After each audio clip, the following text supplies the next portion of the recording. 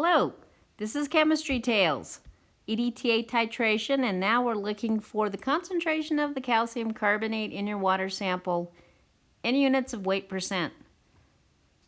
You should already have the grams of calcium carbonate contained in the volume of solution that you titrated.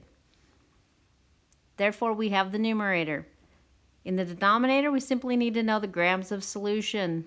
You know the volume that you titrated, and you were told the density. You were told to assume the density of the solution was 1 gram per liter, 1 gram per milliliter. Therefore, you should be able to complete this calculation in weight percent.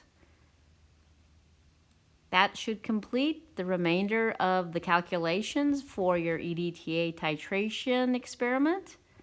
And I wish to bid you a good evening. And Annie says, best wishes.